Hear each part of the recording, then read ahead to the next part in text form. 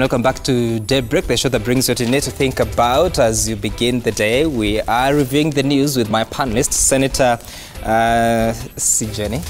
Karibu sana to the show. Thank you. It's the first time you're coming this year. Senator Judith Sijeni. Also, the Secretary General of the Wiper Party. Steve Ogola, Wakili, welcome back to the show. It's been quite a break. And Deputy Party Leader of ANC, Kipruto Arap Kirwa, thank you so much for making time for us. He's been very consistent. I hope you guys can be. All right, and I want us to take a look at what's making headlines in the two dailies. On the front page of the Standard, you'll see that Uhuru to CS is on Matiang'i, quit if unhappy. This is a dire warning. The president dares Cabinet Secretaries and politicians unhappy with the oversight role he gave Matiang'i to return the flag. Can you imagine? That story is given coverage on page 4 of the daily, of the Standard. I'll be looking at that shortly. He says that obey my orders or leave. President now tells CSs. And back to the front page of the Standard, you'll see that February starts with a promise of chaos. You see that there's a dispute affecting the teachers sector, the education sector. And there are 4 issues in dispute: promotions, transfers, appraiser tools, and professional development. And 30,000 teachers, the number of teachers that NAT wants promoted. And the number of teachers in management positions that TSC wants to quit the union are 60,000. And February 18th is the date that parties will appear before court. So this is it. And then for nurses, there's a crisis. There's a situation of 500 million shillings, the nursing service and uniform allowances, and also the number of counties where hospital services will be paralyzed at 23. And they are looking for increment in allowances for each nurse by 2021 to be 135,000. And the date the nurses will boycott duty, are likely to boycott duty, is 4th of February. That is Monday next week. And then for civil servants, there's 11.7 billion shillings that is in a situation, 7.2 billion shillings in house allowances and 4.5 billion shillings in hardship allowance. And February 15 is when the strike is set to begin. And then 130,000 members are affected who work in the civil service. And finally, June 27, 2017 is when the collective bargaining agreement was signed, detailing those agreements, but has not been honored, apparently. On the front page of the Daily Nation, you'll see that the plot thickens on as Corey's first wife emerges. He left me and our then 3-year-old daughter in 2010 for the woman he is accused of killing, but I still love him and will defend him. So of course, you can get the details of that murder case that is under investigation now. And then Deputy President William Ruto disowns 2022 campaign brigade is on the front page of the Daily Nation, but details on page 4 of the Daily Nation. We'll be looking at that shortly. But I want us to begin with the voice of the president as he was heading to Arusha when he spoke to members of the public, I believe in Kitengela. And he was saying that Uhuru to CSs on Matiang'i, you have to quit if you're unhappy. Of course, he was indicating that it's time for work to be done. And that was supported by the Deputy President. Do you have that voice? Sure. Nimewaambia, na hata leo nimekuwa na baraza ya waziri, na nimewaambia, wewe kama huko tayari kufanyia wananchi kazi na jukumu lako ni siasa, piga about turn. Vijana niko nao wengi ambao wako tayari kufanya kazi. Tunaelewana? Tunaelewana? Au mwasemaji jameni? Mnakubaliana na mimi? Yetu sisi ni kazi. Wakuje hapa Kitengela, wawaulize nyinyi shida yenu ni nini? Wawaulize tabu za Kitengela ni gani? Na sisi kama serikali tutawasaidia kwa njia gani? Sio kuja hapa kuwaletea porojo na siasa ya dunia ambayo hakuna kitu ambayo itasaidia mtu. Sijui kama tunaelewana wenzangu. Tunaelewana? Na niye didhakaga datu wanane duoto. Tunaelewana? Watu wafanyie wananchi kazi. Na kama siasa yako ni story, muende story upande ngine, lakini serikali ya Uhuru Kenyatta ni ile ambayo itatimiza ahadi ambazo walipatia wananchi wa Jamhuri ya Kenya. Period. Mumesikia ile rais amesema? Rais amesema mchezo kando. fitina kando, siasa kando, ufisadi nyuma. Sisi wa Kenya tunaenda mbele. Munaungana na rais jameni? Hebu nione wanamwambia rais twende mbele, twende mbele, twende mbele. Right, a tough talking president. He is telling mawaziri that kama utaki kazi, jiondoe. What do you make of this? Well, I think it's useful. It's a sign of a president who is a bit frustrated by the fact that there's no synergy in his cabinet. I would have expected after the dispatch that he gave earlier this year that ministers will realize that they need to work hard towards achieving the agenda the president has set for the country for the next 4 years.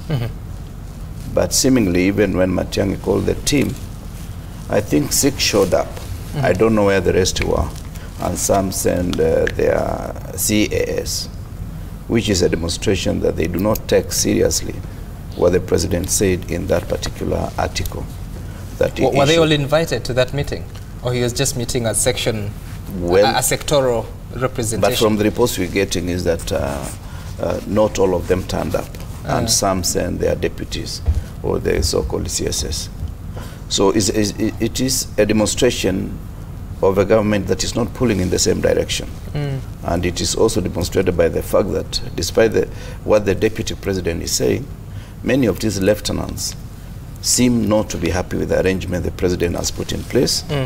And this is something that we feel we are wasting a lot of energy, time and resources on the part of the government. We would have expected that they would perform for the next 3 years at least. Then we can roll out our campaign by various political entities, including those of us in the opposition. Secondly, I think many people, and this is advice to the president, he should not be threatening them. He should have actually, after doing that dispatch, if he's not comfortable with certain individuals, he could have brought in new team that is willing to comply by the regulations, the rules, and the direction the president has given. Otherwise, many people, they have been together from 2013, they may be taking Matiang'i to be one of them, and therefore they do not see how they can pick instructions from him. This is something that is known in terms of organizational dynamics, that change is resisted by individuals, especially those who have been working together at almost the same level. Now that Matiang'i is, in terms of administrative operations, has been elevated slightly above his colleagues. Right. Yeah. So, Senator Sijani, when you look at this, the president is speaking to the CSs because he is reporting that he told them. Who are these CSs that have been engaging in this politics and this, what do you call them, these contestations about the appointment of Matiang'i? Well, nobody has come out loud and clear to challenge or to protest. We've not seen anybody, at least I haven't seen anyone, write a letter on protest or complain. As much as maybe some feel that they're equal, all animals are equal, but some are more equal. And in the spirit of good governance, it is in order for the president to select the team leader. By now he knows all the strengths, all the weaknesses, and of his members, of his team, and he chooses who he knows can deliver.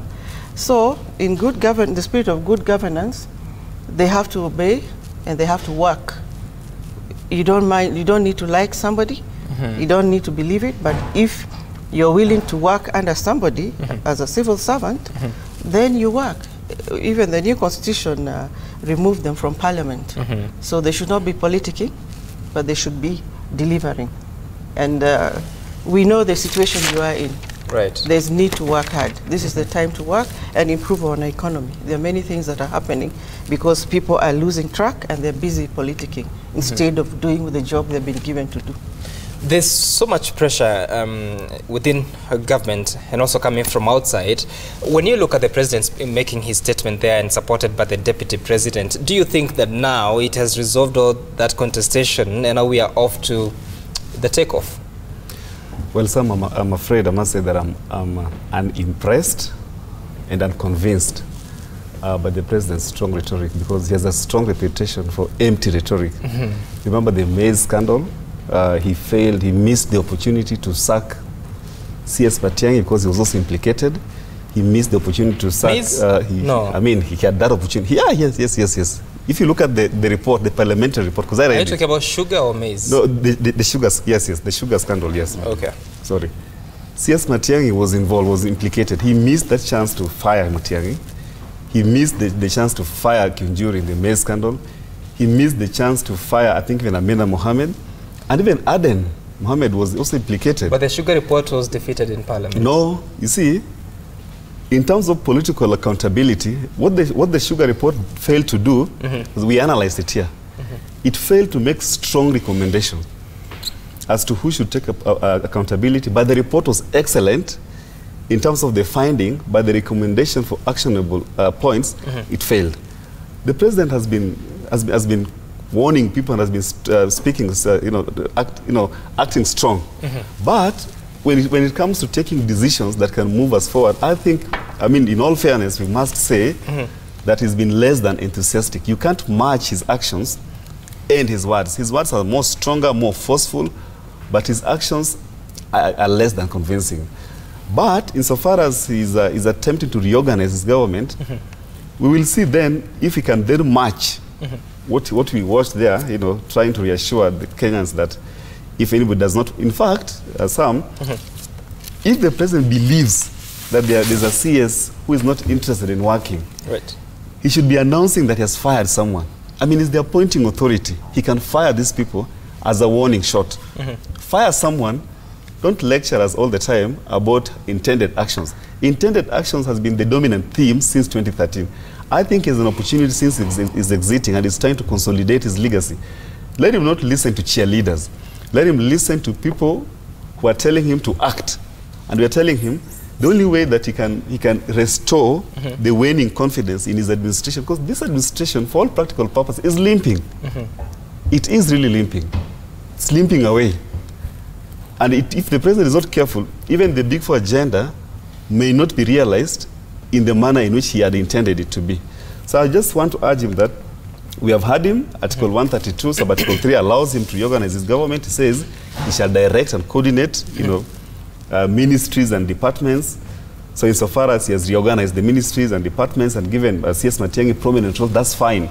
I think for Deputy President William Ruto, I think when I look at his body language, even that clip, he is riding on borrowed happiness. He's not happy. I mean, we are not naive to think that the harmony, the psyche, the energy between the president and the deputy president when they started in 2013 is sustaining itself. I think it's trying to endure. I think even for him, he should not act as a sounding board. Just merely restating what we had the president talk. I mean, it doesn't help. What the deputy president ought to have told Kenyans, we know that there are ministers in this government that support him and can actively sabotage the government. And we know that when the president talks about kama wale ambao hataki waende, he's referring to the wing in the cabinet that are more loyal or fiercely loyal to the deputy president.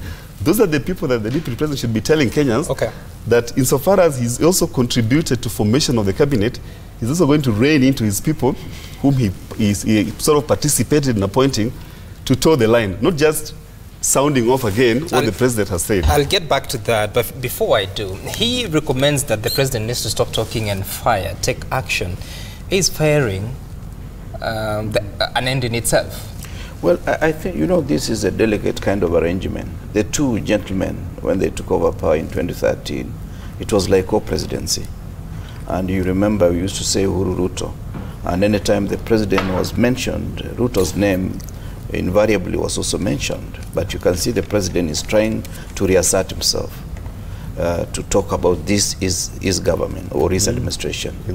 And it is something that I think the president finds himself in a very awkward position. He does not want to upset his colleague, but at the same time is frustrated by the fact that many people seem to be lethargic in terms of moving in the direction the president so desires.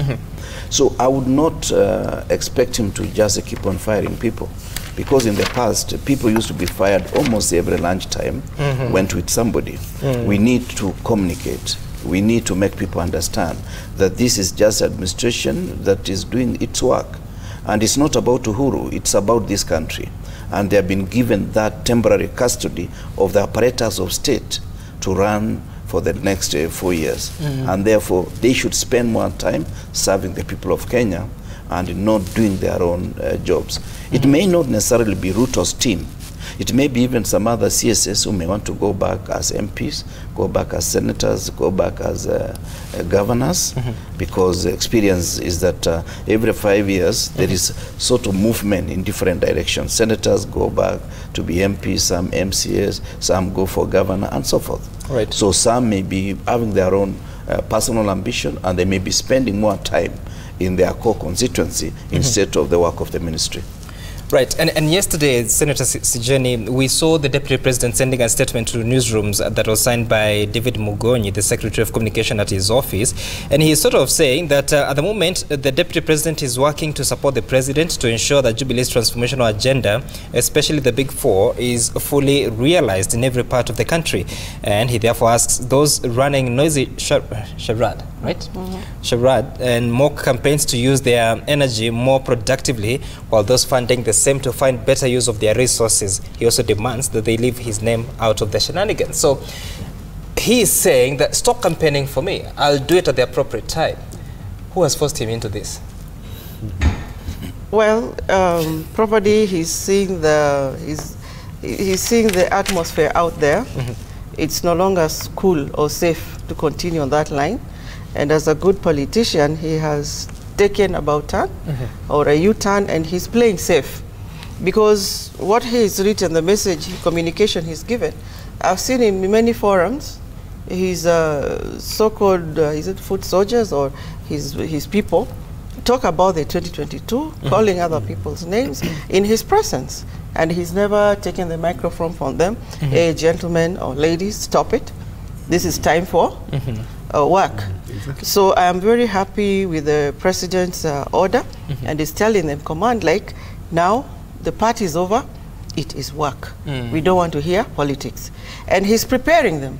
Now, with all this, if somebody does not toe the line, then is when maybe he can reach the extent that my colleague is talking about sacking, but only after you have given them the enough time to work. Because the atmosphere then, like during their first term, it was still, you know, trying to get hold of leadership.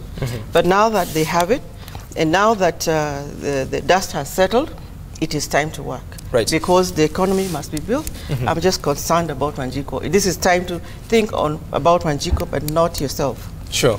And Wakili, when you look at this statement that is coming from the Secretary of Communication, the DP's office, why not the DP himself? Because, I mean, these guys have been campaigning for him. They've been saying that the president needs to come out and say that he supports Ruto for 2022 bid.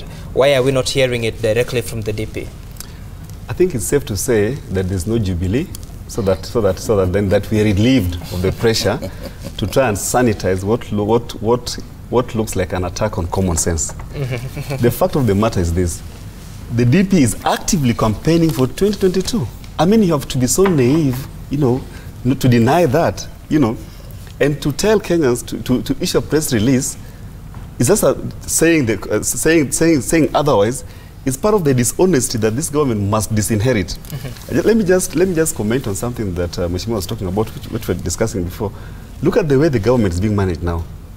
We had the new education system, which was created, was supposed to be implemented, it was abruptly recalled. We had the Matatu CBD ban, and then it was lifted abruptly. We had these free car days, car free days that no cars will enter the city. You know, these are programs. Government sits somewhere in some boardroom. Nobody has put them under pressure to come up with these measures. Then they announce them. There's public uproar. Then they recall them. It just shows that this government is limping. And that's why we're saying that we must admit that there are serious governance challenges. There are serious decision-making challenges. If we don't talk about these things, and it just corner us to talk about legacy, talk about Big Four, we will waste. Already we have wasted 1 year, if you ask me. I think what we have achieved in the last 1 year is building cohesion. I mean, also, you also have to give it the president and the Right Honorable Odinga in terms of bringing the unity, you know, the people together. That's a huge success. Sure. But now that there's prevailing peace, there's cohesion, there's unity, How is he translating that to actionable deliverables? You get? That is what we are agonizing over. We don't want rhetoric. As for DP Ruto, I think he should take cue. Everybody knows that when the president decides to reorganize government, to elevate CS Matiang'i, that's a direct answer to William Ruto. Whether he says it or not, that is, you know, some of the thing is this. Analysis reduces space for conjecture. You know, you can just analyze, you can just see that, look at the timing, the second term, CS Matiang'i is being given more prominent roles. DP Ruto is no longer mentioned. Even in that clip, my government as Uhuru Kenyatta. Yeah. Previously, it was my government, Uhuru Kenyatta, and my brother, William Ruto. You can is it say, deliberate or it's... Of course, it's very deliberate because, you know, Kenyan politics, it's very difficult to balance vast, you know, diverse political interests in the first term. But in the second term, you have this opportunity to engineer some legacy politics, you know, legacy items. So he says, fine, there are things I want to achieve. I'm saying the president appears to me as well-intentioned. But, you know, intention without action remains just that. If he's not careful, he will lose the remaining 4 years without achieving anything. Now he needs to act firm. Okay. And the first person that should make adjustment, not through press statements and press releases, is William Ruto himself. His action, his words must match his actions. And not just his words and actions, his words and actions and those of his believers, those of his ardent supporters within Jubilee must also be realigned to match what the president is saying. For now, it is clear to all of us. We saw Senator Samson Cherargei, my good friend, say he's still insisting that, listen, in 2022, our candidate is Deputy William Ruto. That is campaign. So when you see these press statements telling us, oh, Deputy dissociates, I mean, we are not so naive. We are Kenyans of reasonable people and reasonable people. All right. Let him just withdraw completely. When we see a break, clean break, for a month or two, we will know that for sure there is a break, and DP William Ruto is now honest and is now focusing in supporting the government, deliver its agenda. When we see the president firing people, the threshold for firing people was long crossed. Okay, all right, Wakili, but agree to this, that when you were a minister in the President Kibaki's government, firing a minister was easy because you just fire and you pick another one and they start to work. Yes. But now, if you are to fire a minister and then appoint someone to act in that capacity, you'll spend some weeks to months to pick a replacement, to have them vetted and have them now formally appointed and sworn into office. But when you look at the situation that we are dealing with now, it's the second term. It's what many people call the legacy term. How possible is it for the president to turn the tables and have the government now moving forward towards delivering exactly what they set out to do? Well, Sam, I do understand basic, because our constitution is written in normal English, and at least we are exposed to the language sufficiently. The mandate, the executive authority is derived directly from the people by the president. Then he subsequently donates to the rest in necessary quantums. And therefore, there is no minister who is indispensable. The president, that power is so huge that the president can make it impossible even for you to operate in an office. So I think Uhuru has been magnanimous in terms of wanting to consult with everybody. On the part of the deputy president, I think that communication from his office is useful because he's actually making it official. Had he gone public the way he's been talking in various fora, it would not have been taken seriously. I think now he's taking it seriously because there are a number of people who, even without prompting, would want to pretend to be supporting him because they know they will derive a lot of goodwill from the public. You saw there was a demonstration in Pokot saying that we are for Ruto between here and 2032, really overstretching our imaginations beyond the 5-year period that we know. So all these are issues that we must be asking ourselves as Kenyans. Should we be having a deputy president who immediately succeeds the president? Will that be giving us the necessary kind of discipline as a government? Or can we say, if I'm a deputy president for 10 years, then I have to stay off for another 5 years, then I have a go at the presidency. So that my 10-year period as deputy president, I'm deputizing the president throughout without necessarily thinking about the other agenda. So these are some of the things Can't we Kenyans must be left to decide? On what? To decide whether they will give the deputy president an opportunity or not. You know, the Constitution is very clear. It is supposed to be organic. It is not supposed to be a constitution that is derived from civil society or people who do not understand what power means. And I'm saying, I'm just giving a suggestion that isn't it good manners that if I'm deputizing, I deputize for 10 years. I'm not saying for Deputy President Ruto, because the Constitution provides that he is like any other Kenyan allowed to run. Sure. But in future, as we go forward, can't we allow that if I am serving as Deputy President, I serve for my 10 years, and if I want power, I come in now as a private citizen under different configuration, so that the term of the president or the 10-year period that is designated for the service of this country is fully dedicated to the people of Kenya. Okay. But, well, it's my suggestion, like many other suggestions that we may have, even about the really document called the Constitution. Okay. Whether this government is performing or not, really the results are very clear. I think there is total lack of coordination in terms of what the government is doing. And PS Kinyo was my PS. And we worked very well. I just want to remind him that the cabinet is a clearing house. Just like the way if I issue a check to Steve, it will have to go through a clearing house for that check to go to to his bank. Let the cabinet be a clearing house, so that if there is communication from the cabinet, it should be a communication that the government supports in totality. Okay. Otherwise, what we are seeing is that they are behaving like people and in their own pigeonholes. All right, I want to cite a quotation here from Mheshimiwa Ngunjiri Wambogo of Nyeri Town. He says that the DP has realized that his actions, that is on page 4 of the Daily Nation, the DP has realized that his actions are splitting the party further. Now, he should order his troops not to talk about 2022 during his events. He personally may avoid the talk, but his Tanga team are the problem. They do not serve his interest by engaging in premature campaigns. That's according to Ngunjiri Wambogo. You wanted to say something? I wish it were possible to replay what Mheshimiwa Kirwa was saying, because you see now about if we may need to make significant alteration or adjustment in the Constitution, perhaps to create some space, so that the Deputy President is not so much absorbed with politics of succession, his own succession in office. This is a strong indictment on the legacy of William Ruto. Remember, this is the first team under the new Constitution to serve full term. Our first election under the Constitution of 2010 was in 2013. Then, if you see observers, dispassionate and objective observers, like Mheshimiwa here is saying, what he's telling Ruto that, listen, you have done enough to erode public confidence in that office. Because now we have learned that we made a mistake having someone with political ambition who wants to succeed the president, co-managing the presidency of the country. He'll be too much absorbed with politics that can effectively derail government.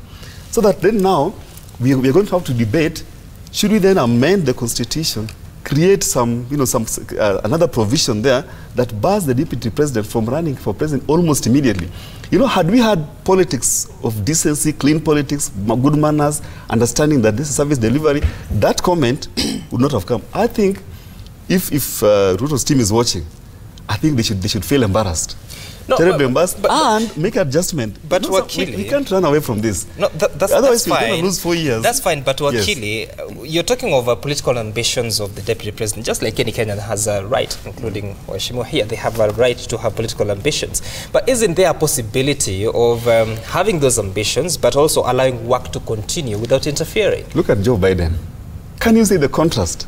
I mean, he was much older, much sober. He worked with Obama. He didn't struggle to assert himself.